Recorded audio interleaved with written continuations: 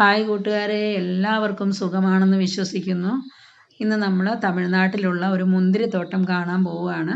അപ്പോൾ പോകുന്ന വഴിയുടെ ഇരുവശങ്ങളിലുമായിട്ട് നിറയെ പുളിമരങ്ങൾ കാണാനായിട്ട് കഴിയും. വലിയ പുളിമരങ്ങളാണ് കേട്ടോ. നമ്മുടെ ഇവിടെയുള്ള നമ്മൾ കാണുന്ന ചെറിയതുപോലെയല്ല, വലിയ പുളിമരങ്ങളാണ്. നമ്മളിപ്പോൾ മുന്തിരിത്തോട്ടത്തിൻ്റെ അടുത്തേക്ക് എത്തി കേട്ടോ. അവിടെ ബോർഡ് വെച്ചിട്ടുണ്ട്. തമിഴിലാണ് ബോർഡ് വെച്ചിരിക്കുന്നത്. തമിഴ് വായിക്കാൻ എനിക്കറിയില്ല.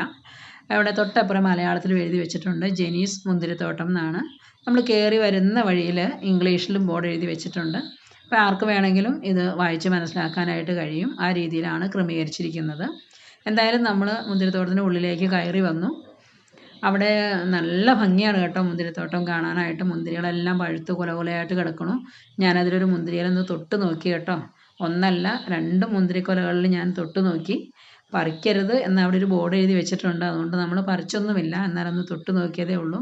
ആർക്കാണെങ്കിലും അതിനെ ഒന്ന് തൊട്ട് നോക്കാൻ തോന്നും. ആ രീതിയിലാണ് നല്ല പഴുത്ത് തുടുത്ത് കൊലകൊലയായിട്ട് കിടക്കുന്നത്. നിങ്ങൾ ഈ വീഡിയോ കാണുമ്പോൾ തന്നെ നിങ്ങൾക്കറിയാം. കണ്ടോ എന്ത് ഭംഗിയാണെന്ന് നോക്കി, പഴുത്ത് തുടുത്ത് കിടക്കുന്ന കാണാനായിട്ട്.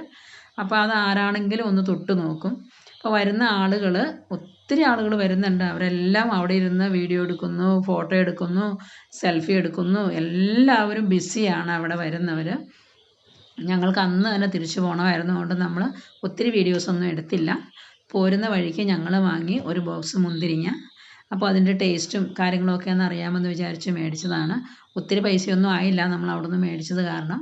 തുറന്ന് നോക്കിയപ്പോൾ കുറേ പച്ചയൊക്കെ നമുക്ക് ഉള്ളതുപോലെ തോന്നി. അയ്യോ പച്ചയാണല്ലോ എന്ന് ഞങ്ങൾ വിചാരിച്ചു.